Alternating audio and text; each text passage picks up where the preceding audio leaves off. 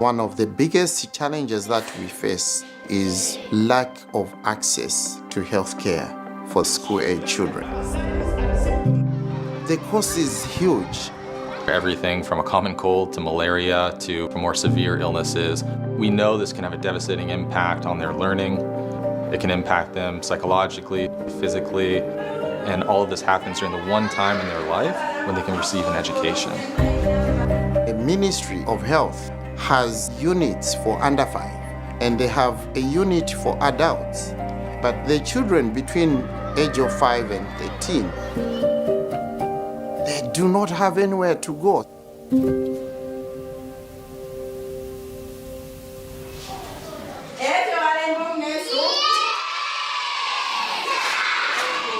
My journey started over 13 years ago in 2011. I was a pre-medical student at the time and received a fellowship to travel to Zambia. I was looking at what are barriers to children's access to healthcare, particularly around HIV/AIDS. 0+8. And for me, the biggest takeaway from that experience was how often I would hear how poor health was undermining the learning, the development, and the future of children. I grew up in the village. From where I stayed to the clinic, I think it was about 15 kilometers. I got sick one day. And when I got sick, I was, as usual, sent home. Unfortunately, the condition got worse.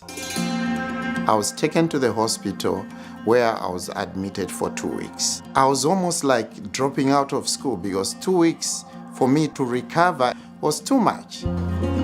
In many countries, when you're under the age of 5, you're seen as the responsibility of the health system. And when the child is above 5, he's a responsibility of Ministry of Education. And we've seen these ministries are working in silos. That administrative bureaucratic siloing doesn't reflect the true needs, where obviously older children continue to get sick and need access to healthcare. The idea of linking the two ministries is the only way we can actually solve this problem. Realizing that if kids aren't getting to the healthcare system, let's bring care to where they already are, in their schools. This is where we started our journey. Okay, so in our case study, the first thing that we're going to start with is the health assessment type. What type of illnesses do we enter in the youth acute visit? At the heart of our model is training teachers as what we're calling school health workers or health teachers. Does the learner have a sore throat or pain when swallowing? All teachers are oriented to identify children that are not actually feeling okay. Does the learner have a swollen abdomen? If he's not looking well, then they can actually flag that learner and send them to the health room. It basically looks like a standalone clinic at the school. That's where children know they can go to when they're unwell. It's where the health teachers are able to operate from when they're on duty. Okay. And it becomes a physical symbol of the program and the school's commitment to caring for the well-being and health of their children. If the child requires a test for malaria, they do test, and if the child has malaria, the child will be actually given medication in the school. Or if it's something more severe, anything from tuberculosis to a severe case of pneumonia to severe dehydration, where that child will then be referred to the health facility. Ministry of Health have actually introduced what we call fast track. For the learners that are referred to the health facility, they don't join the adult queue. They actually go in front. Over 95% of children referred to clinics report to have been successfully fast-tracked. The school then doesn't stop there. They'll follow up within 3 days to make sure the child's either better, back in school, or if not, that the child's able to receive additional care and return back to the health facility.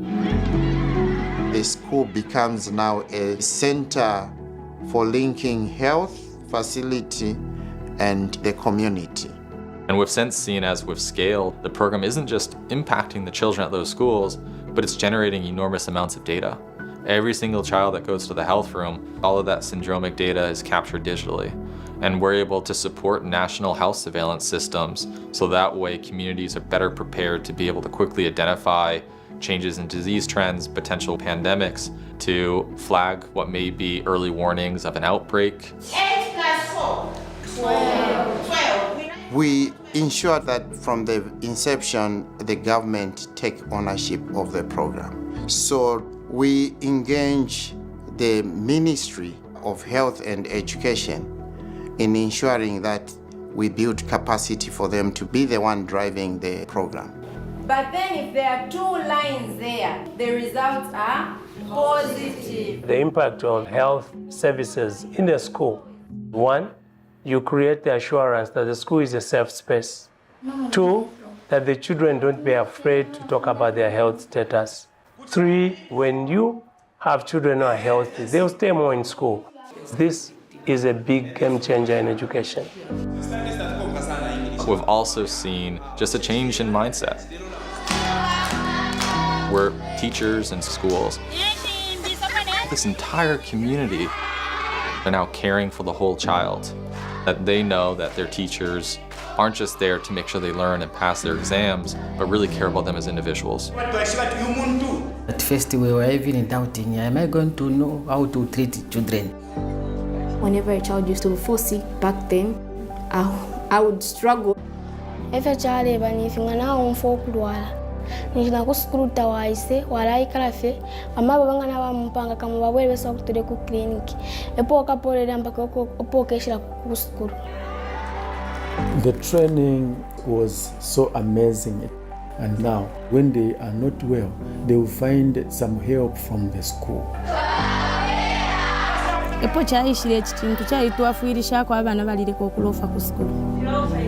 So mwanji nitulete otera kyalitwafu ko ekintu ku bana.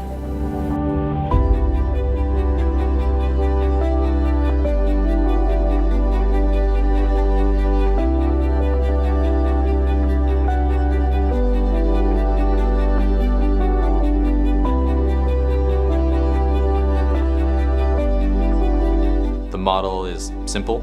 It integrates easily within the school system. This last year, it was less than $1.50 per child. This is the right time. I think we need to reach to those children in other countries that are still facing the similar challenges.